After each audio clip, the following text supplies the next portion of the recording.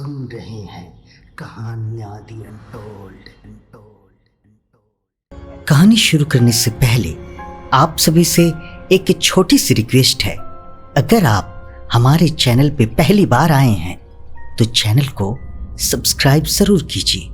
हम लोगों के साथ घटी अलौकिक और रहस्यमयी घटनाओं को कहानियों के माध्यम से समझाने का प्रयास करते हैं। साथ ही अगर आपके साथ कोई भूतिया या रहस्यमयी घटना घटित हुई हो तो आप हमें अपनी कहानी शेयर कर सकते हैं। आपकी कहानी अपने श्रोताओं तक पहुंचाने में हमें काफ़ी खुशी होगी। और अगर आज की कहानी अच्छी लगे तो लाइक, शेयर और कमेंट्स करना बिल्कुल ना भूलिए। तो दोस्तों, बिना विलंब किए चलिए आज की कहानी को शुरू करते हैं। आज की कहानी सतीश की है, जो पश्चिमी चंपारण के भिकना ठोड़ी के रहने वाले हैं। भिकना ठोड़ी एक पहाड़ी इलाका है जिसके आसपास काफी घने जंगल और ऊंचे ऊंचे पहाड़ हैं। तो दोस्तों, चलिए सतीश की कहानी को उनके नजरिए से समझाने का प्रयास करता हूं। नमस्कार, मेरा नाम सतीश है। आज जो मैं आपको कहानी बताने जा रहा हूं, ये कहानी मेरे नाना जी ने मुझे सुनाई थी। कहानी आज से लगभग 60 साल पहले की है। सुनकर आप सभी को यकीन नहीं होगा। कई जगह आपको लगेगा कि सब बातें काल्पनिक है, लेकिन यकीन मानिए, इस कहानी का एक एक शब्द 100% सच है। आज भी हमारे पहाड़ी इलाकों में यह कहानी काफी प्रचलित है और लोग ना चाहते हुए भी पीढ़ी दर पीढ़ी इस कहानी को सुनाते आए हैं। यह कहानी है एक परेशान आत्मा की। हमारे गांव का नाम भिकना ठोड़ी है, जो बिहार के पश्चिम चंपारण जिले में पड़ता है। हमारे गांव से मात्र 700 मीटर की दूरी पे ही नेपाल पड़ता है। मतलब हमारा आधा गांव इंडिया में और आधा गांव नेपाल में। भिकना ठोड़ी का जंगल बहुत ही भयानक है। पूरे एशिया में यह जंगल प्रसिद्ध है क्योंकि यह वाल्मीकि व्याघ्र परियोजना के क्षेत्र में आता है। इस जंगल में कई बार बाघ के आदमखोर हो जाने या अन्य कई रहस्यमयी घटनाएं सामने आते रहती हैं। लेकिन इस जंगल की सबसे बड़ी और खास बात यह है कि इस जंगल को लोग भूतिया और श्रापित भी मानते हैं। लोगों को यहाँ भूत प्रेतों का ज्यादा डर लगता है। कारण भी है क्योंकि ये जंगल इतना घना है कि अगर आप बीच में कहीं खो गए और दिशा भ्रमित हो जाए तब आपका बच पाना काफी मुश्किल होता है। आए दिन कई घटनाएं सामने आते रहती हैं कि इसका बच्चा खो गया और दोबारा वापस नहीं आया, फलाने को बाघ ने मार डाला या किसी का सिर धड़ से अलग पाया गया। इन्हीं सब बातों से यह जंगल काफी भयावह और भूतिया बन जाता है। यहाँ के लोगों का मानना है कि आत्माएं भूत प्रेत होते हैं क्योंकि जो भी इंसान बाघ का या किसी रहस्यमयी मौत का शिकार बनता है वो श्रापित या पिशाच बन जाता है। गांव के ही कुछ पढ़े लिखे लोग पहले इन सभी चीजों को अफवाह या मनगढ़ंत बातें मानते थे। उनमें से एक मेरे नाना जी भी थे। लेकिन जब उनके साथ वो घटना घटी तब से वो भी इन सभी बातों को हकीकत मानने लगे। उस गांव में एक औरत थी। उसका दिमाग कुछ ठीक नहीं था। जब से उसका पति जंगल के रास्ते में रहस्यमयी तरीके से मर गया था तब से वह कुछ अजीब सी हो गई थी। लोग उसे पागल कहते थे। एक बार की बात थी, मेरे नाना जी शहर की ओर कुछ जरूरी काम से जा रहे थे। भिकना ठोड़ी से सबसे नजदीकी शहर नरकटियागंज पड़ता है।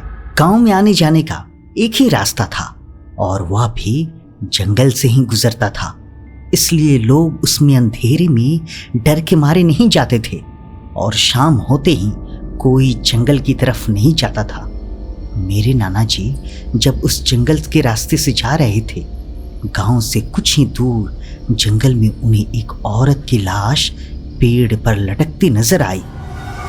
तो नाना जी एकदम डर गए और अपनी साइकिल को पूरी ताकत से भगाते हुए गांव वापस आ गए कुछ लोगों ने उन्हें जब इस तरह से भागते देखा तो उनसे पूछा, क्या हुआ रामेश्वर, तुम तो अभी शहर के लिए निकले थे और तुम भागते हुए वापस क्यों आ गए?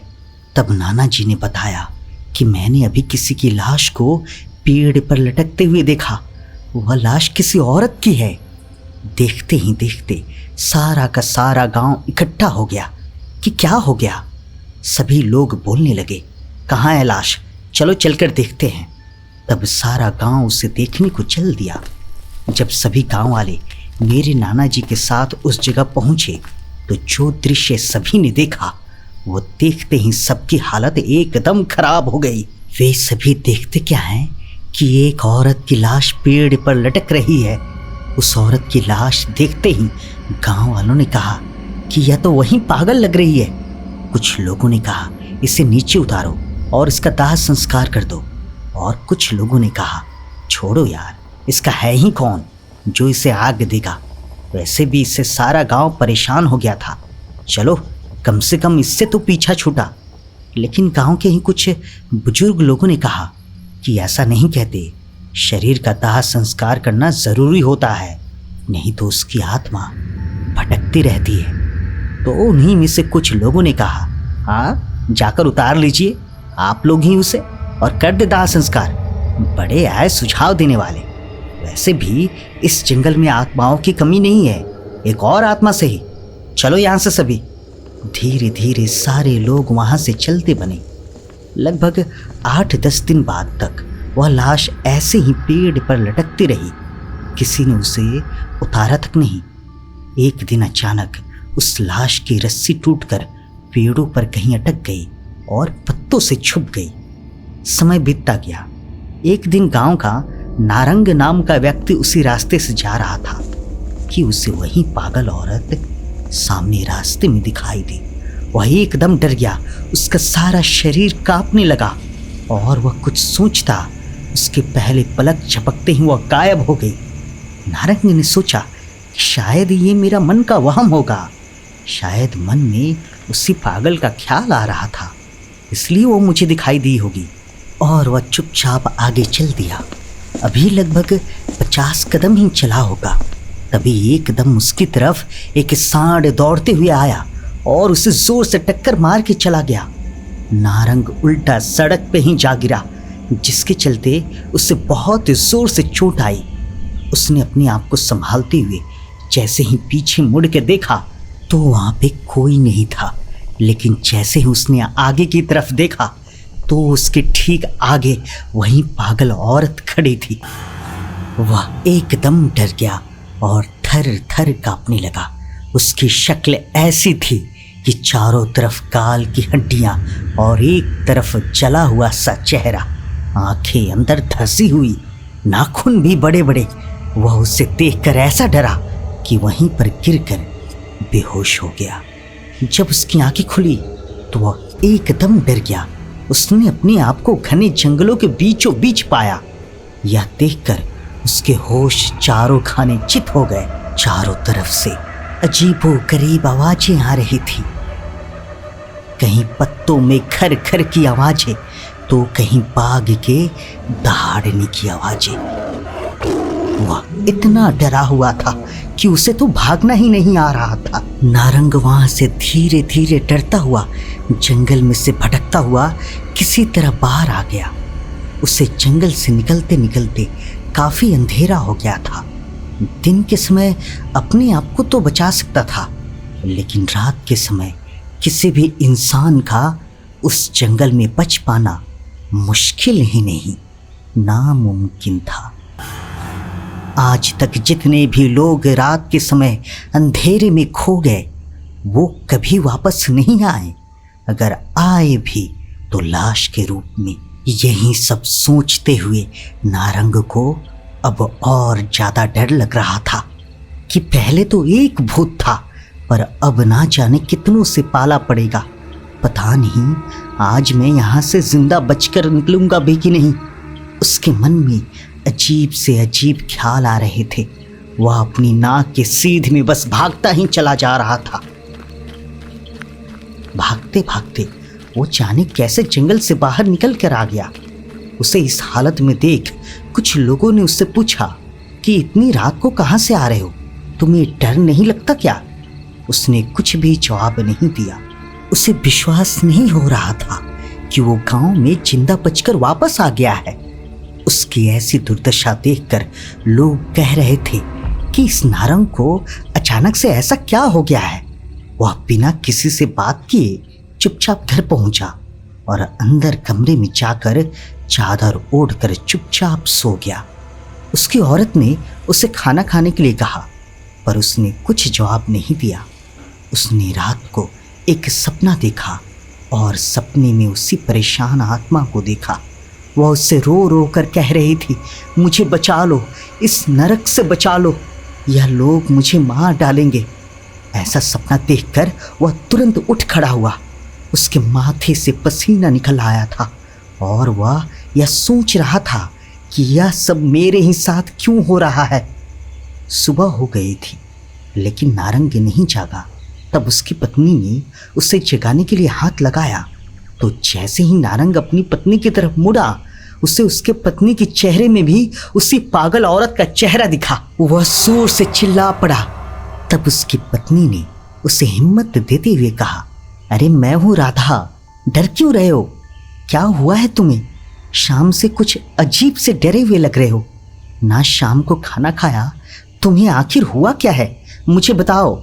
नारंग अपनी पत्नी की आवाज सुनकर अपने आप को थोड़ा बहुत संभालते हुए बीते रात की सारी घटना बता दिया। धीरे धीरे यह बात सारे गांव में फैल गई कि वह पागल औरत भूत बन गई है। तभी कुछ लोगों ने बताया कि रात को यही आवाज कुछ लोगों ने सुनी जो जंगल से आ रही थी कि मुझे बचाओ, मुझे इस नरक से निकालो। अब तो सारे लोग परेशान थे कि शहर का जाने का रास्ता भी बंद हो गया। अब हम लोग क्या करें? तब कुछ लोगों ने कहा कि हम लोगों को किसी ओझा या गुणी आदमी की सलाह लेनी होगी कि आखिर यह सब माजरा क्या है। तब किसी एक आदमी ने कहा कि पास के गांव प्रेम नगर में सुकुमार भगत जी रहते हैं। वह आत्माओं के बारे में बहुत कुछ जानते हैं। जब दिनेशवा के लड़के को एक आत्मा ने पकड़ लिया था तब उन्हीं ने उस आत्मा से उसे छुड़ाया था। तब कुछ लोगों ने कहा, हाँ यही ठीक रहेगा। सब लोगों ने उस भगत जी को गांव में बुलाया और उन्हें सारी घटना बता दी। भगत जी ने कहा कि तुम लोगों ने उसके शरीर को ना जलाकर बहुत बड़ी गलती कर दी।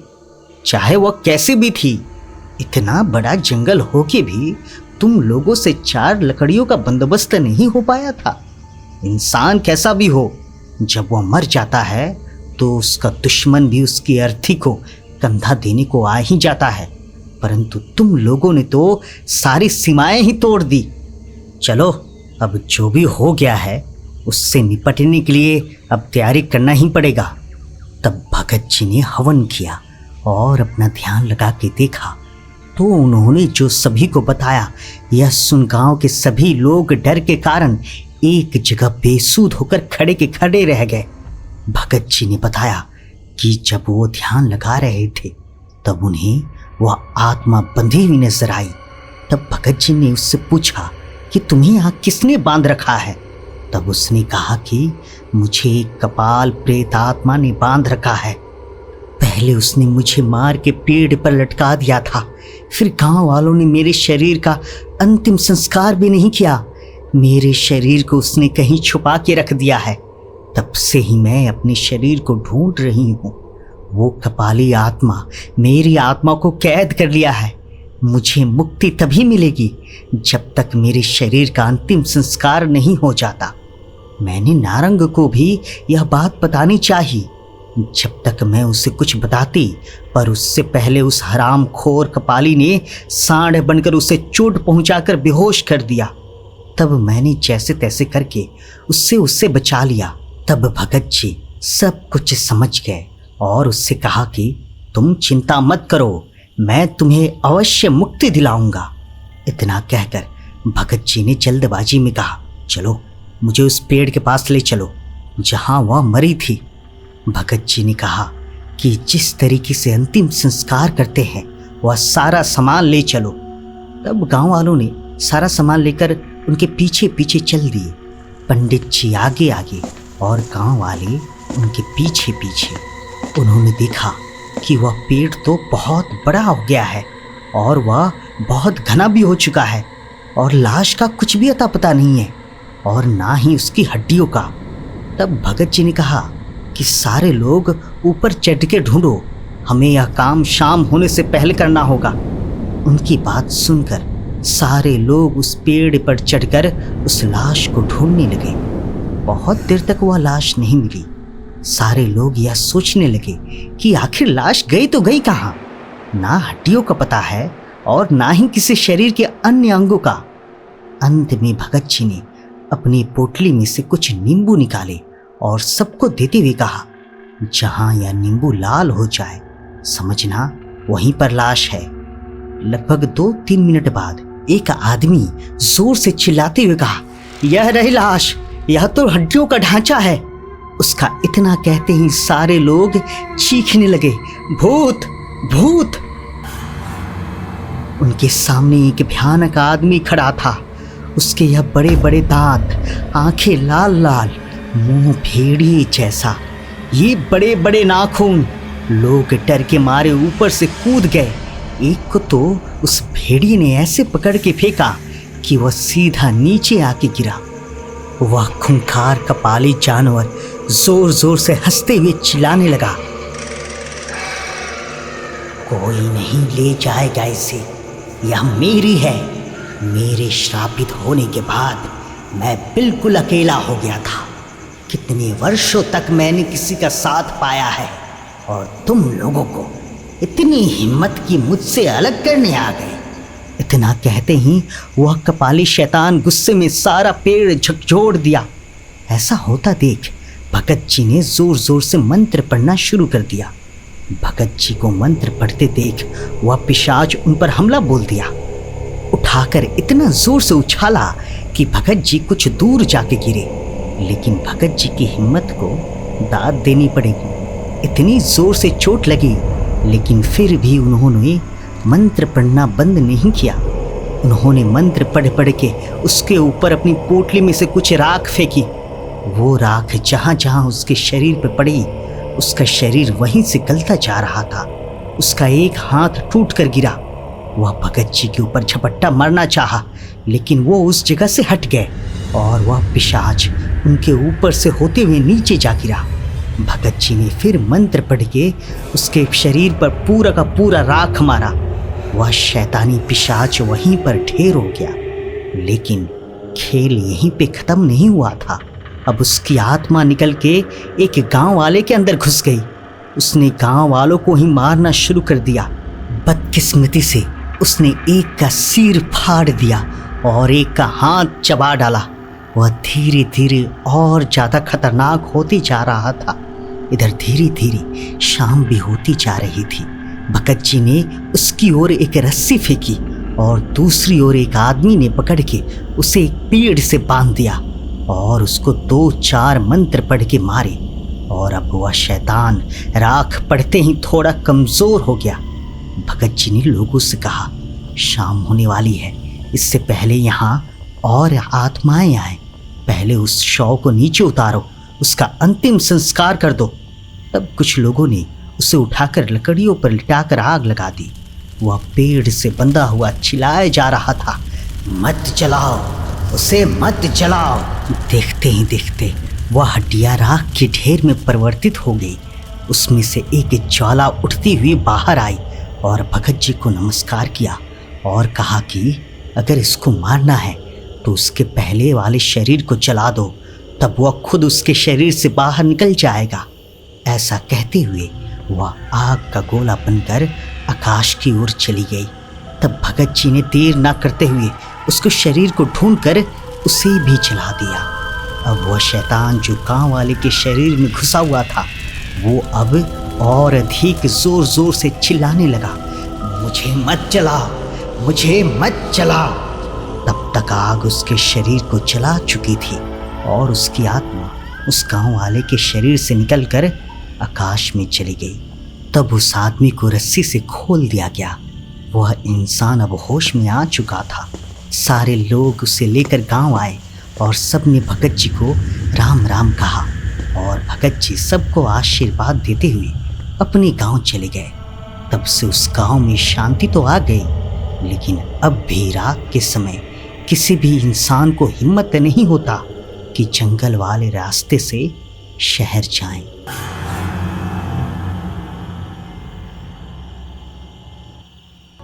आज की कहानी मध्य प्रदेश के एक ऐसी जगह का है जहां लोग रात में तो क्या दिन में भी जाने से पहले कई बार सोचते हैं क्या है उस जगह का रहस्य। जानने के लिए कहानी को पूरी सुनिएगा। और अगर आप हमारे चैनल पे पहली बार आए हैं तो चैनल को सब्सक्राइब ज़रूर कीजिएगा। तो दोस्तों, बिना विलंब किए चलिए आज की कहानी को शुरू करते हैं। क्या कभी आपने ऐसा सोचा है कि हमारे भारत देश में ऐसी कितनी सारी रहस्यमयी जगहें हैं जहां जाना तो दूर, कई इंसान तो उन जगहों का नाम लेने से भी डरते हैं। मगर मैं कुछ हटकर था। मेरे मन में बस एक ही चाह थी कि कैसे भी करके मुझे भारत की सारी रहस्यमयी जगहें जाकर लोगों का डर खत्म करना है। आज हम ऐसे युग में रह रहे हैं जहां इंसान बहुत मॉडर्न हो चुका है और अब वह पुराने दिन नहीं रहे। और यह बात 100% सच भी है। इसलिए मैंने तो अपनी ज़िंदगी में काले जादू टोना या भूत प्रेत अंधविश्वास को ना ही बढ़ावा दिया और ना ही कभी यकीन किया। नमस्कार, मेरा नाम सोहम है और मैं असम के सिलचार शहर से हूँ। मेरे घर में मैं, मेरी पत्नी और माँ पिताजी रहते हैं। घर से दूर जाने का मन नहीं था, इसलिए आसाम में ही एक कॉल सेंटर में काम करना शुरू कर दिया। आसाम में ही मेरे कुछ जिगरी दोस्त भी रहते हैं, प्रभास और दीप। दफ्तर का काम खत्म करने के बाद हर शाम हम तीनों वहीं पुरानी चाय की टपरी पर मिलते और इधर उधर की बात करने में समय व्यतीत करते। आज काम बहुत अधिक था, इसलिए शाम को घर से टपरी पर जाते जाते थोड़ा सा लेट हो गया था। प्रभास, जो उस वक्त मेरे बिना अकेले अकेले चाय की चुस्की ले रहा था, मुझे आता देख मजाक करते हुए ज़ोर से चिल्लाया, दीप, वह देख, शैतान का नाम लिया और शैतान हाजिर। क्यों भाई सोहम, आज क्या बात है? इतना देरी से क्यों? बीवी से झगड़ा वगड़ा हो गया है क्या? हमेशा की तरह प्रभास की बेतुकी बात पर मैं मुस्कुराते हुए बोला, भाई, मेरे घर का हाल तेरे जैसे नहीं है। इस बात पर प्रभास चिढ़ गया। भाई तू भी ना। तभी मैं उसे इस तरह चिढ़ते हुए देख हंसते हुए बोला, अरे भाई वो कुछ नहीं यार, आज दफ्तर में कुछ ज़्यादा ही काम था, इस वजह से आने में देरी हो गई। अरे जमुना काका, एक कप मुझे भी चाय देना। जमुना काका हमारी पूरी कॉलोनी में एकमात्र ऐसे व्यक्ति हैं जो देर रात तक रोजी रोटी कमाने के लिए खूब मेहनत करके काम करते हैं। इसलिए हम लोगों को भी उनकी टपरी पर आना बहुत अच्छा लगता है। इतने सज्जन व्यक्ति हैं कि आज तक कभी कोई ग्राहक से चिढ़कर या बदतमीजी से बात नहीं की। जब जिस वक्त जो कोई भी आता, बिना आलस किए फटाफट चाय तैयार कर देते हैं। मेरी आवाज़ लगाने पर वे हाथ दिखाते हुए बोले, अभी लाया सोहम बाबू। और फिर क्या, 1 मिनट में ही मेरी चाय हाजिर हो गई। चाय की चुस्की लेते लेते मैं बोला, आहा, मज़ा आ गया काका, आपकी चाय का कोई जवाब नहीं, हमेशा की तरह बेमिसाल और लाजवाब होती है। मुझे ऐसा बोलते सुन जमुना काका मुस्कुराते हुए बोले, अरे नहीं नहीं बेटा, यह तो सब ऊपर वाले और आप सभी की ही मेहरबानी है। काका को मुस्कुराते देख मैं भी उन्हें मुस्कुराते हुए प्रणाम किया और अपने दोस्तों से थोड़ा बातचीत करने लगा। यार, मैं क्या सोच रहा हूँ, इस बार कहीं बाहर घूमने चलते हैं। तुम दोनों को पता ही है कि मुझे भारत के रहस्य जानने में कितनी दिलचस्पी है, तो सोच रहा हूँ कि इस बार तुम दोनों को भी अपने साथ ले जाऊँ। क्या बोलते हो भाई लोग? मेरी इस बात पर दीप चहकता हुआ बोला, हाँ हाँ भाई यार, यह तो मस्त प्लान है। मैंने तो आज तक ऐसी रहस्यमयी जगह नहीं घूमी। मेरी तो हाँ है, मगर प्रभास तेरा क्या ख्याल है? प्रभास इस बात पर थोड़ा गंभीर स्वर में जवाब दिया, तेरा आइडिया तो बुरा नहीं है सोहम, मगर भाई तू जानता है ना कि तू भले माने या ना माने, लेकिन मैं भूत प्रेत में विश्वास करता हूँ और मुझे ना अंदर से ऐसी जगह जाने में बड़ा ही डर लगता है। मुझसे नहीं होगा भाई। प्रभास को ऐसा डरता देख मैं और दीप हंस दिए और उसे समझाते हुए बोले, अरे प्रभास तू भी ना यार, भूत वगैरह कुछ नहीं होता है। मैं आज तक कितनी जगहें घूम लिया भाई, मुझे आज तक ऐसा अनुभव कभी नहीं हुआ। और मैंने इस बार सिरसागड़ा जाने का सोचा है, जो कि मध्य प्रदेश में है, और वहाँ सिर्फ एक मंदिर और किला ही है भाई। इस मॉडर्न जमाने में ऐसा कुछ नहीं होता है, यह सब सिर्फ मन का वहम है और कुछ नहीं। और तू खामखा डर मत, मैं और दीप रहेंगे ना तेरे साथ। चल भाई प्लीज़ यार। हमारे लाख मनाने पर आखिरकार प्रभास चलने के लिए तैयार हो गया और बस हमने तय किया कि 3 दिन बाद ही सुबह वाली गाड़ी से निकल जाएंगे। जाने की उत्तेजना में कब 3 दिन बीत गए हमें पता ही नहीं चला और अब हम तीनों सिरसागढ़ जाने के लिए तैयार हो गए। वैसे सिरसागढ़ की कहानियों से मैं इतना ज़्यादा वाकिफ नहीं था, मगर यह जानता था कि वहाँ कोई अदृश्य शक्ति है। लेकिन मैं इन सभी बातों पर यकीन पहले से ही नहीं करता था, इसलिए इस राज की तह तक जाना चाहता था। सुबह सुबह हम तीनों का तय हुआ कि सीधा रेलवे स्टेशन पर ही मुलाकात होगी, इसलिए मैं अपने परिवार वालों से कहकर कि 5-7 दिनों में लौट आऊँगा वहाँ से निकल गया। टैक्सी करके कुछ ही देर में मैं रेलवे स्टेशन जा पहुँचा। उधर पहुँचकर देखा तो दीप एक कोने में अकेले खड़े होकर हमारी राह देख रहा है। उसे देख मैं फ़ौरन उसकी तरफ हाथ हिलाया और उसी जगह पर पहुंच गया। वहां पहुंचते मैंने बहुत अचंभित होकर पूछा, दीप प्रभास आएगा ना? क्योंकि ट्रेन आने में मात्र 10 मिनट ही रह गए। मेरी बात सुन दीप के चेहरे पर भी थोड़ा परेशानी के भाव उत्पन्न होने लगे। हाँ यार, पता नहीं आएगा कि नहीं। सुबह बात हुई थी तो कह रहा था कि आएगा। अभी हम लोग बात कर ही रहे थे कि तभी पीछे से एक आवाज़ आई, अरे मेरा इंतज़ार कर रहे हो क्या? माफ़ करना यार, वो माँ ढेर सारा खाने पीने का पैक कर रही थी, इसलिए ज़्यादा समय लग गया। प्रभास को देख मैं और दीप दोनों बहुत खुश हो गए और फिर उसको गले लगाकर जल्दी से ट्रेन पकड़ने चले गए। भगवान का शुक्र था कि हमारी सीट सामने ही दिख गई, इसलिए तुरंत ही जाकर बैठ गए। बातचीत खाने पीने में जैसे तैसे करके 2 दिन का सफ़र कट गया और कुछ ही देर में हम मध्य प्रदेश के महोबा राठ मार्ग पर उरई के पास स्थित सिरसागढ़ किले पर पहुंच गए। थकान के कारण वहां से 5 किलोमीटर की दूरी पर हमने एक होटल लिया और हाथ मुंह धोकर नाश्ता पानी करके थोड़ा आराम फरमाते फरमाते सो गए।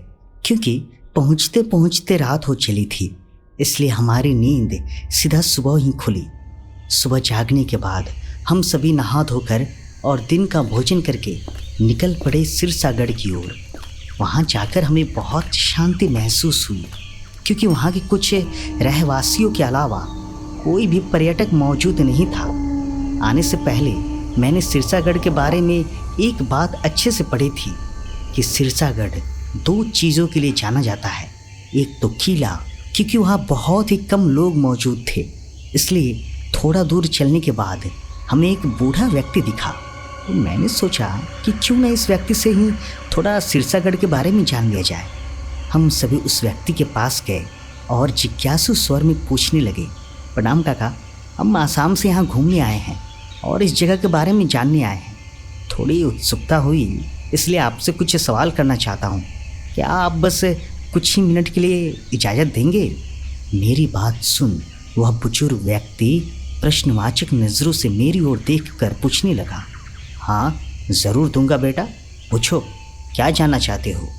उस बुजुर्ग इंसान की ऐसी बातों से मैं बहुत प्रसन्न हुआ और धन्यवाद देते हुए बोला, काका हम जब यहाँ सिरसागढ़ आए तो हमको एक चीज़ देख बहुत ज़्यादा ताज्जुब हुआ। यहाँ एकदम न के बराबर आबादी है, गिनती के लोग हम यहाँ दिखे, ऐसा क्यों? मेरी इस बात पर उस बुजुर्ग व्यक्ति ने सर हिलाते हुए जवाब दिया, हाँ बेटा, अब यहाँ ज़्यादा लोग नहीं रहते। पहले सिरसागढ़ एक बहुत बड़ी राजधानी हुआ करती थी, इधर बहुत मात्रा में लोग निवास करते थे, लेकिन जब से रात के समय यहाँ अदृश्य शक्ति के होने का अनुभव किया गया, तब से यहाँ के लोग इस जगह को छोड़ छोड़ कर भागने लगे और धीरे धीरे इस जगह का इतिहास और जगह की पहचान धुंधली पड़ने लगी। लोग इस जगह को, इस मंदिर को भूलते चले गए और आज आप देखिए यहाँ की जनसंख्या नाम मात्र की हो गई है। वैसे तो यहाँ ज़्यादा पर्यटक नहीं आते।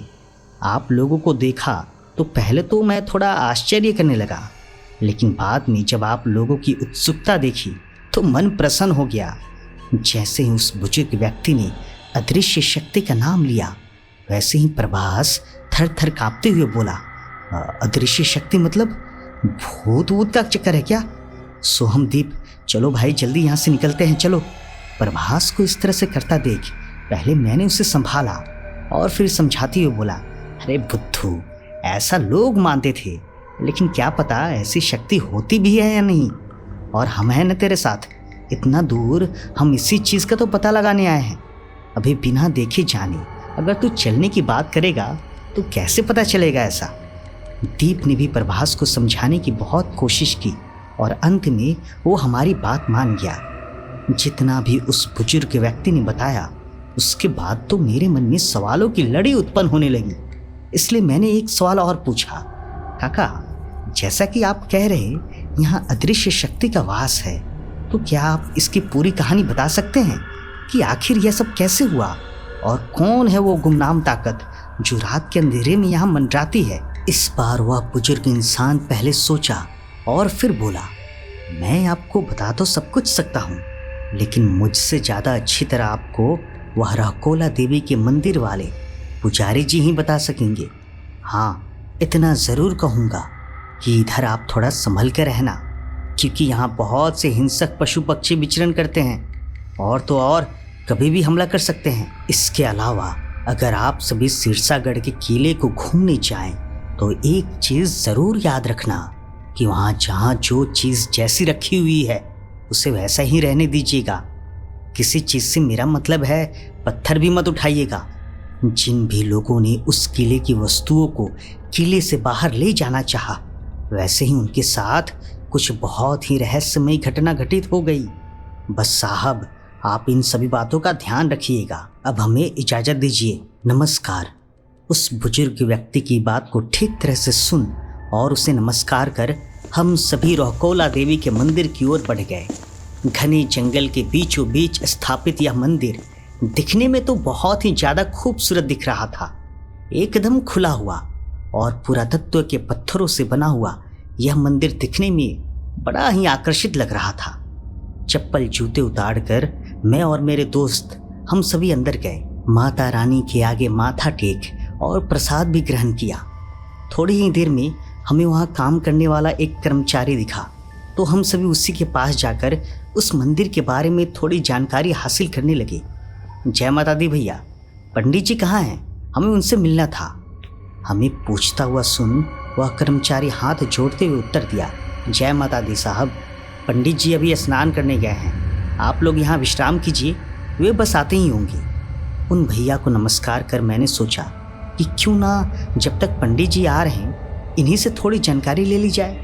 तभी मैं उन भैया से बड़े ही विनम्र भाव से पूछा, भैया हम आसाम से आए हैं, इस जगह के बारे में बहुत कुछ सुन रखा है, इसलिए आज हम वास्तव में यहाँ के लोगों से जानने आए हैं।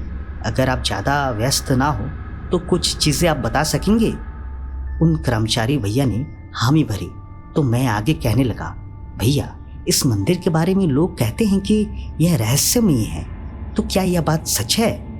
कर्मचारी एकदम आत्मविश्वास भरी आवाज में बोला, आपने बिल्कुल सही सुना है साहब, इस मंदिर से जुड़ी वाकई कुछ रहस्यमयी चीजें हैं। मैं आपको बताता हूँ, इस मंदिर में रोज सुबह द्वार खुलने से पहले ही कोई पूजा किया हुआ होता है। जब भी पंडित जी द्वार खोलते हैं तो जल एवं फूल चढ़े हुए मिलते हैं, और तो और देवी माँ पूरे दिन में 3 बार रूप बदलती है। हमें इसके पीछे का कारण इतना अच्छे से नहीं मालूम साहब, मगर अभी पंडित जी आएंगे ना तो वो आपको इस मंदिर से जुड़ी हर एक चीज़ बहुत ही अच्छे से बताएंगे। क्षमा करना साहब, थोड़ा काम अभी भी बाकी है, आप लोग यहीं सीढ़ियों पर बैठकर कुछ देर प्रतीक्षा कर लीजिए।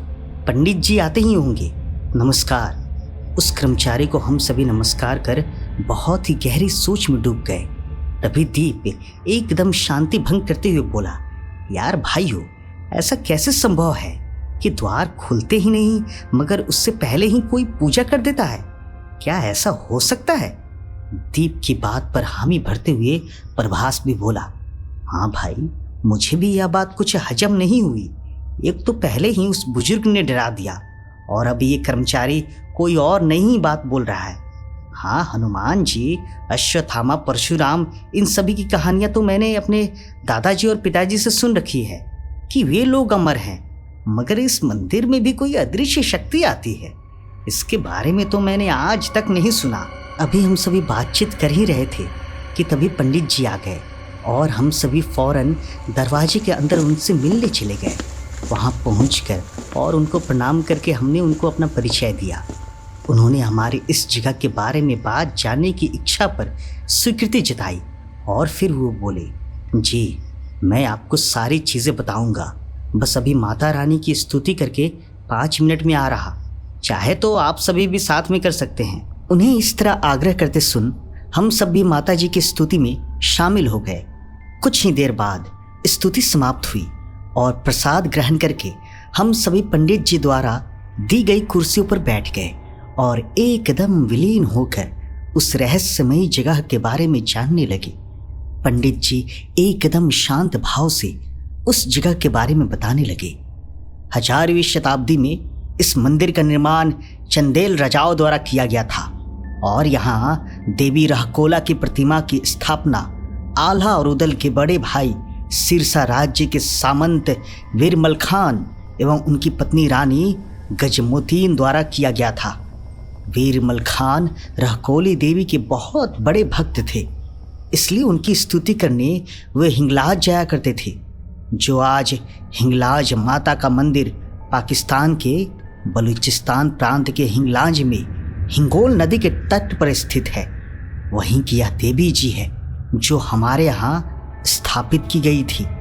एक दिन उन्होंने देवी जी की आराधना करते हुए उनसे यह मांगा कि मैया, हमारी जो राजधानी है सिरसागढ़, वो यहाँ से बहुत दूरी पर बसी हुई है, इसलिए मैं आपसे हाथ जोड़कर विनती करता हूँ, आप मेरे साथ हमारे सिरसागढ़ चलिए, वहीं आपका मंदिर बनवाया जाएगा और वहीं आपकी पूजा होगी। वीरमल खान की यह बात सुन माता जी बोली कि ठीक है, मैं तुम्हारे साथ चलूंगी, मगर सिर्फ एक आसन पे। इस बात से मलखान बहुत प्रसन्न हुआ और अपने सर पर उन्हें विराजमान करके निकल पड़ा सिरसागढ़ की ओर। वर्तमान में जो यह रहकोला देवी का मंदिर है ना, पहले इस जगह पर एक पीपल का वृक्ष हुआ करता था। उस वक्त जब वीरमल खान को पानी की प्यास लगी तो वह देवी को उसी पीपल के नीचे रखकर जल के लिए इधर उधर भटकने लगा। इस वक्त वह भूल गया था कि देवी माँ उसे बोली थी कि मैं सिर्फ एक आसन चलूंगी। जब जल ग्रहण करके वह वापस आया और जैसे ही उन देवी माँ को दोबारा अपने सर पर रखने का प्रयास किया तो वह मूर्ति अब टस से मस नहीं हुई, इतनी ज़्यादा वजनदार हो गई कि वीरमल खान से उठ ही नहीं रहा था। और तभी इसी जगह पर उनके मंदिर का निर्माण किया गया। वीरमल खान रहकोला देवी का सबसे बड़ा भक्त था और मंदिर की स्थापना के बाद सबसे पहली पूजा वीरमल खान द्वारा ही की गई थी। इसलिए ऐसा माना गया है कि देवी जी के पट खुलने से पहले ही वहाँ वीरमल खान और उनकी पत्नी रानी गजमोतीन की आत्मा पूजा करने हर रोज आती है। इसलिए हमें रोज सुबह देवी माँ के पद चिन्हों पर जल और 2 फूल चढ़े हुए मिलते हैं। इसके पीछे एक और कहानी है, वीरमल खान की पत्नी गजमोतीन के सती होने की कहानी। जो रहकोला देवी थी वह वीरमल खान की आराध्य देवी थी और यह बात जब वीर पृथ्वीराज चौहान को पता चली तो उन्होंने एक रोज वीरमल खान को युद्ध के लिए ललकारा और वीरमल खान ने पृथ्वीराज का यह प्रस्ताव स्वीकार कर लिया। जिस दिन युद्ध हुआ उस दिन जैसे ही वीरमल खान अपने घोड़े पर सवार होकर युद्ध के लिए कूदे, वैसे ही उनका घोड़ा और वो एक गहरी खाई में जा गिरे और उनकी तलवार उनके पैरों में आकर घुस गई जिस वजह से उनकी ही मृत्यु हो गई। जब रानी गजमोतीन को यह सूचना मिली तो उन्होंने वीरमल खान के शव को उठाया और उसी खाई में बैठकर सती कर लिया। ऐसा भी कहा जाता है कि अर्धरात्रि में 12 बजे यहाँ से कोई लौट नहीं सकता। इसके अलावा पूर्वज यह भी बताते हैं कि इस मंदिर के आगे एक बावड़ी बनी हुई है और उनमें से एक सुरंग निकला है जो सिरसागढ़ के किले तक जाती है, और उसी सुरंग से होकर वीरमल खान और उनकी पत्नी गजमोतीन यहाँ देवी माँ की पूजा करने आते हैं। पंडित जी की इस मंदिर के बारे में पूरी कहानी सुनकर भी हम लोगों को जरा भी यकीन नहीं हो रहा था कि ऐसा भी हो सकता है। भला कोई मरकर यहाँ कैसे पूजा करने आ सकता है। इसलिए मैंने पंडित जी से विनम्र शब्दों में कहा, यह कहानी वाकई दिलचस्प है पंडित जी, लेकिन अगर आपकी इजाज़त हो तो हम लोग खुद एक बार देखना चाहते हैं। क्या आज रात हम सभी इस मंदिर में रुक सकते हैं? मेरी इस बात पर पंडित जी ने बिना समय गंवाए तुरंत हमें रुकने की इजाज़त दे दी और फिर हम सभी मंदिर का चप्पा चप्पा देखने लगे। पंडित जी ने जिस सुरंग के बारे में बताया था उसे भी देखने की हमारी बहुत इच्छा थी, इसलिए हम सभी पंडित जी के कर्मचारी के साथ वह बावड़ी देखने चले गए। हमें उस कर्मचारी ने बताया कि यह बावड़ी यहाँ हजारों साल पहले से स्थित है और इसे यहाँ के लोगों द्वारा इस्तेमाल भी किया जाता है और पूरे गांव को पानी इसी बावड़ी से मिलता आ रहा है। क्योंकि इस इलाके में पानी की बहुत कमी होती है, इसलिए इस परेशानी से बचने के लिए हमारे यहाँ इस तरह की बावड़ी बहुत सी जगह बनी हुई है। उस इंसान की यह बात सुन मैंने एकदम जिज्ञासु होकर एक सवाल और किया, भैया क्या अभी भी यहाँ से कोई रास्ता निकलता है? जैसा कि आपने बताया यहाँ से 5 किलोमीटर दूर सिरसागढ़ का किला है, तो क्या वहाँ तक पहुँचा जा सकता है? वह कर्मचारी जो बोला उसके बाद हम सभी एकदम हैरान रह गए। उस कर्मचारी ने कहा, हाँ बिल्कुल जाया जा सकता है, आइए मेरे साथ। हमने आज तक की पूरी जिंदगी में कभी किसी मंदिर में ऐसी इतनी लंबी सुरंग कभी नहीं देखी थी, इसलिए अंदर जाकर देखने की मेरी बहुत इच्छा थी। मगर प्रभास के डर के कारण दीप और प्रभास वहीं मंदिर में ठहर गए, किंतु मैं उस कर्मचारी के साथ गुफा जैसे दिखने वाली सुरंग में घुस गया। घुसते ही मैंने देखा कि वह रास्ता बहुत संकरा था और उसमें ढेर सारी सीढ़ियाँ थी। 2 मंजिल नीचे उतरने के बाद हमने देखा कि वहाँ अब रास्ता खत्म है। हमारे सामने पानी भरा हुआ दिखाई दे रहा था। आगे जाने का रास्ता बिल्कुल भी नहीं दिखाई दे रहा था। इस पानी को पार करके उस ओर जाना किसी के लिए भी मुमकिन नहीं था। तभी उस कर्मचारी ने मुझसे इस चीज़ का कारण बताते हुए कहा, साहब पहले इस बावड़ी को पार करना आसान था और लोग जानते भी थे, लेकिन अब यह बावड़ी बहुत गहरी हो गई है, जिसके कारण रास्ता बंद कर दिया गया है। उस कर्मचारी की बात में हामी भरते हुए मैंने यही सोचा कि अब दूसरे छोर पर ही जाकर पता लगाया जा सकता है कि क्या वाकई इस सुरंग को पार करके कोई मंदिर तक आ सकता है। दूसरे छोर पर जाकर भी यही पता चला कि 3 मंजिल नीचे फिर से वही रास्ता बंद है और आगे की तरफ बहुत गहरा पानी और उस पानी से भी अधिक जहरीले जीव जंतु। अब यह सारी चीज़ों को देखकर मेरा दिमाग घूम रहा था, क्योंकि मैं आत्माओं में विश्वास नहीं करता था और इस जगह पर आत्माएं आकर पूजा करती हैं। यह बात कुछ हजम नहीं हो रही थी, क्योंकि रात को यह पता लगाने हमें आना ही था कि क्या वाकई ऐसा होता भी है, क्या यह महज एक अफवाह है। यही सोचते सोचते मैं फिर उस कर्मचारी की बाइक पर बैठकर मंदिर चला गया, जहां मेरे दोनों दोस्त मेरे आने का इंतज़ार कर रहे थे। वहां पहुंचते ही दीप ने मुझसे सारी बात पूछी तो मैंने एक एक चीज़ उसे अच्छी तरह से बता दी। वह भी इसी बात से हैरान हो रहा था कि सबसे पहले मरने के बाद भला किसी की आत्मा यहाँ कैसे आकर पूजा कर सकती है, और दूसरी यह कि बावड़ी कुछ मंजिल उतरने के बाद रास्ता बंद होने के बाद भी भला कोई इतने गहरे और जहरीले जीव जंतु का सामना कर कैसे उस बावड़ी को पार कर सकता है। यह बात हम सभी को बहुत अजीब लगी। अब तो जो कुछ भी होना था वह रात के समय ही होना था। धीरे धीरे शाम हो चली थी, इसलिए हम लोगों ने तय किया कि पहले होटल चलकर खाना खाते हैं और मंदिर बंद होने के समय यहाँ पर आ जाएंगे। यही सोचकर हम सभी होटल चले गए। होटल पहुंचकर थोड़ा खा पी कर और आराम करके ठीक 10 बजे के करीब फिर से निकल पड़े। निकलने के पूर्व जब प्रभास गहरी नींद में सो रहा था, तब मैंने दीप को धीरे से कहा, दीप, हमें कैसे भी करके इस रहस्य का पता लगाना ही है, मगर तू तो जानता है ना कि प्रभास कितना डरपोक है। इसलिए जैसे ही हम सभी जाएंगे वैसे ही तुम लोग सुरंग के एक छोर पर रहना और मैं दूसरे छोर यानी मंदिर में रहूँगा। और अपना फ़ोन का कैमरा चालू रखना।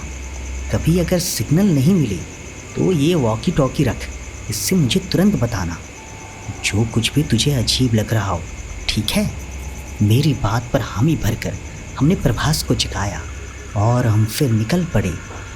दीप से की गई बात के अनुसार वो और प्रभास किले में ही ठहर गए और मैं मंदिर के कर्मचारी के साथ राकोला देवी के मंदिर जा पहुंचा। वहाँ मेरी मुलाकात फिर से उन पंडित जी से हुई जो उस वक्त मेरी ही प्रतीक्षा कर रहे थे। मुझे आता देख वो मुस्कुराते हुए बोले, आइए, मैं अभी आपकी ही प्रतीक्षा कर रहा था, क्योंकि मंदिर के सारे दरवाजे लगाने का समय हो गया था। इस बात पर मैंने मुस्कुराते हुए उत्तर दिया, जी पंडित जी, चलिए अब दरवाजे लगाना शुरू करते हैं। दरवाज़ा लगाने से पहले तीनों ने मिलकर, यानी मैं, पंडित जी और उनके कर्मचारी, हम सभी ने मिलकर अच्छी तरह से देख लिया कि कोई अंदर तो नहीं है ना। और फिर एक एक करके हमने सारे दरवाजे लगाना शुरू कर दिए और देवी माँ के पट बंद कर दिए गए। कुल 16 से 17 दरवाजे थे। आखिरी दरवाज़ा लगाने के बाद उन पंडित जी ने मुझे चाबी दे दी और सतर्क रहना ऐसा कहते हुए वे अपने घर को चल दिए। अब मेरे साथ सिर्फ वह कर्मचारी था जो उस वक्त अपनी बाइक पर बैठा बैठा ही सो गया। उस पूरे इलाके में सिर्फ मंदिर की रोशनी ही आ रही थी, बाकी जगह सिर्फ घना अंधेरा और साए साए करते हुए हवाएं। उधर दीप और प्रभास भी जहाँ से बावड़ी का रास्ता जाता है उससे थोड़ी ही दूरी पर एक ओटले पर बैठ गए। वहाँ का वातावरण अलग अपने अंदर खौफ लिए था। जब डर हावी होता है तब ठंडी हवाओं की चुभन भी किसी के नाखूनों जैसी लगने लगती है। तभी अचानक दीप और प्रभास को किसी के चलने की आहट सुनाई दी। यह आहट ठीक उनके पीछे से आ रही थी। ऐसी आवाज़ सुनकर प्रभास तो बहुत ज़्यादा डर गया, लेकिन दीप ने हिम्मत से काम लेते हुए अपनी टॉर्च को पीछे की तरफ मार कर देखा और आवाज़ लगाई, कौन है वहाँ, कौन है? इतना कहते ही अचानक वह आवाज़ कहीं गायब हो गई। तभी प्रभास डर के मारे थर थर काँपते हुए बोला, चल भाई चल यहाँ से, यह जगह भूतिया है। प्रभास को इस तरह डरता देख दीप ठटकते हुए बोला, अरे यार, कोई जानवर होगा, इतना क्या डरना भाई, भूत वगैरह कुछ नहीं होता है, मैं हूं ना तेरे साथ। दीप के समझाने के बाद प्रभास थोड़ा शांत हुआ और दीप से चिपक कर बैठ गया। मंदिर की सीढ़ियों पर अकेला बैठ मुझे थोड़ी बोरियत सी होने लगी थी, इसलिए मैं एक दरवाज़ा खोलकर अंदर जाकर घूमने लगा।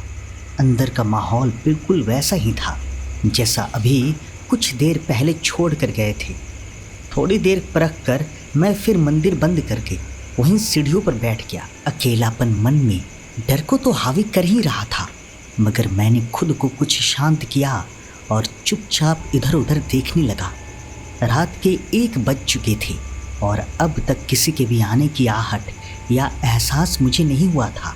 और मेरे और उस कर्मचारी के अलावा उस मंदिर के आसपास तो क्या, दूर दूर तक एक इंसान भी नहीं था। उधर किले पर दीप और प्रभास को भी कोई इंसान दूर दूर तक अब तक कोई नज़र नहीं आया, मगर अभी वो हुआ जिसका किसी ने सपने में भी कल्पना नहीं किया था। अचानक दीप और प्रभास को एक जोरदार किसी औरत की चीख और आग की लपटों की आवाज़ सुनाई दी। ऐसा लग रहा था मानो कोई औरत सती कर रही हो, आग में खुद को जलाकर। अब तो मानो दीप और प्रभास की हालत खराब होगी और वे लगे इधर उधर भागने। उनका पूरा रोम रोम सिहर उठा और देखते ही देखते वह आवाज़ आनी बंद हो गई अब तो प्रभास हद से ज़्यादा डर गया और दीप से कहने लगा, देख भाई, अब मुझे कुछ ठीक नहीं लग रहा, चल जल्दी यहाँ से निकलते हैं क्योंकि 2 बजने जा रहा। इस बात पर दीप ने हामी भरी और उसे चलने को कहा। चलते चलते उसने प्रभास से धीमे स्वर में कहा, इस किले की कुछ भी चीज़ हम बाहर नहीं ले जा सकते ना, यह पत्थर उठाकर देखता हूँ क्या होता है। इतना कहकर दीप ने पत्थर उठा लिया और किले के बाहर जाने लगा। अभी प्रभास उसे मना कर ही रहा था कि अचानक दीप मुंह के बल बेसुध होकर जमीन पर धड़ाम से गिर पड़ा। यह देख दीप की हालत एकदम खराब हो गई और वह तुरंत मुझे फ़ोन करने लगा, मगर अब नेटवर्क नहीं मिल रहा था, इसलिए उसने जल्दी से वॉकी टॉकी लिया और मुझसे संपर्क किया। मेरे पास जैसे ही प्रभास की आवाज़ आई तो मैंने उसे हड़बड़ा कर पूछा, प्रभास क्या हुआ, सब ठीक है ना? तभी उधर से प्रभास की एक सहमी सहमी सी आवाज़ आई, सोहम जल्दी आ, जल्दी, दीप यहाँ अचानक बेहोश हो गया है। उसकी यह बात सुन मैंने तुरंत अपने कर्मचारी को जगाया और खुद ना जाकर उस कर्मचारी को बोला कि फ़ौरन मेरे दोनों दोस्तों को यहाँ मंदिर लेकर आओ। वह कर्मचारी बात समझ गया और तुरंत किले पर जाकर दीप और प्रभास को ले आया। उन लोगों के आने पर मैंने पूरी बात पूछी और जब पत्थर उठाने वाली बात पता चली तो मैंने अपना सिर ही पीट लिया और मन ही मन बोला, क्या ज़रूरत थी यार दीप इतना रिस्क लेने की, कुछ हो जाता तो। थोड़ी देर में जब दीप को होश आया तो मैं उससे हड़बड़ाते हुए पूछा, दीप तू ठीक है ना? क्या ज़रूरत थी यार ऐसा करने की, अचानक ऐसा क्या हुआ? तभी दीप सर पकड़कर जवाब दिया, हम लोग वहीं किले में बैठे हुए थे, तभी किसी औरत की आवाज़ सुनने पर प्रभास मुझे चलने को कहा। मैंने सोचा वैसे तो किले के किसी भी चीज़ को किले से बाहर ले जाने से मना किया गया है, लेकिन एक बार देखूं तो। जैसे ही मैंने पत्थर उठाया और किले के बाहर जाने लगा वैसे ही एकदम ठंडी हवा चलने लगी और मुझे ऐसा लगा मानो किसी ने बहुत ज़ोर से मुझे पीठ पर मारकर धक्का दिया हो, जिसके चलते मैं नीचे गिर गया और उसके बाद मुझे कुछ भी याद नहीं है। वहाँ पर दूर दूर तक कोई इंसान भी मौजूद नहीं था, इसलिए समझ नहीं आया कि उतना ज़ोर से मुझे धक्का मारा किसने। दीप की बात सुनकर मैंने तुरंत दीप के टी शर्ट को ऊपर किया और ऊपर करने के बाद जो कुछ भी हमने देखा उसके बाद हम सभी की आंखें फटी की फटी रह गई। हमने देखा कि दीप की पीठ पर एकदम लाल हाथ का निशान है, जिसकी 5 उंगलियां दीप की पीठ पर छपी हुई है। यह सब देखते ही सभी के रोंगटे खड़े हो गए। यह देखने के बाद प्रभास जोर जोर से चिल्लाने लगा, भूत है भाई, भूत है। आज तो मुझे यकीन हो गया ना, अब इससे पहले कुछ और अनहोनी हो हम लोग यहाँ से निकलते हैं। प्रभास की बातें मुझे सच लगने लगी थी। पहली बार मुझे भूत प्रेत आत्माओं पर विश्वास होने लगा था। मैं बस यही सोच रहा था कि इस किले पर दीप और प्रभास के अलावा जब कोई मौजूद था ही नहीं तो फिर किसने दीप को इतना जोर से पीठ पर मारा? वीर मलखान की आत्मा ने या रानी गजमोतीन की आत्मा ने? यह पहेली मुझे और भी ज़्यादा उलझा रही थी, लेकिन अभी तक मंदिर का रहस्य देखना बाकी था। इसलिए मैंने दीप और प्रभास से कहा, तुम लोग इसकी बाइक लेकर निकलो, मैं तुम लोगों को कल सुबह मिलता हूँ। मेरी इस बात पर प्रभास बहुत अधिक चिढ़ गया और अजीब ढंग से मुझे देखते हुए दीप को पीछे बैठाकर वहाँ से बिना कुछ बोले निकल गया। मैं जानता था प्रभास मेरे इस तरह के रवैये से नाराज तो होगा, लेकिन मेरे अंदर बस यही था कि इतना दूर आए हैं तो बिना जांच पड़ताल किए मैं यहाँ से नहीं जाऊँगा।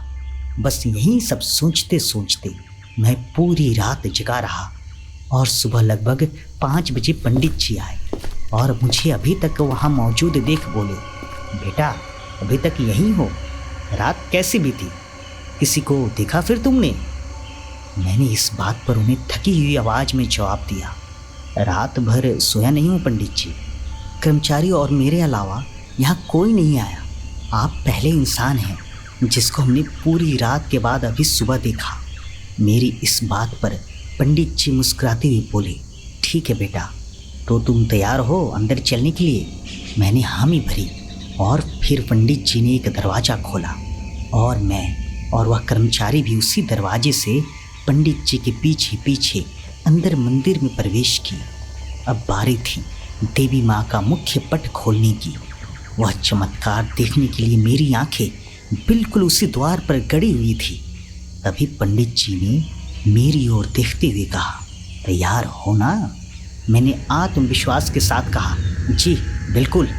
तभी जैसे ही पंडित जी ने मुख्य पट खोले वैसे ही मेरी आंखों के सामने वह चीज़ थी जिसे पहले से मैंने मानने से मना कर दिया था।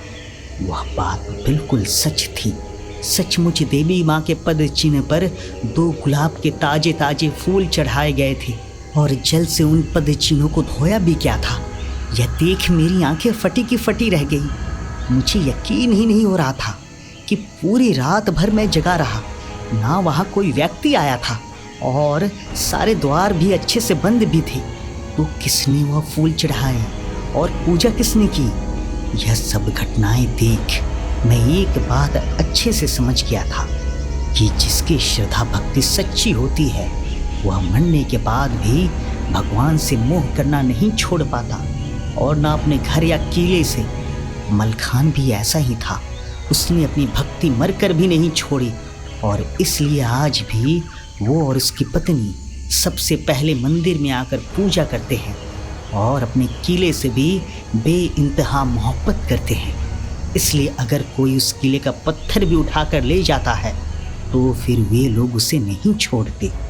उस दिन से मैंने अदृश्य शक्तियों में, भूत प्रेतों में विश्वास करना शुरू कर दिया था, क्योंकि अपनी ज़िंदगी में पहली बार मैंने आंखों देखी घटनाएं एकदम मेरे सामने थी। एकदम सभी चीज़ों का मैंने अनुभव की थी। जय माता दी।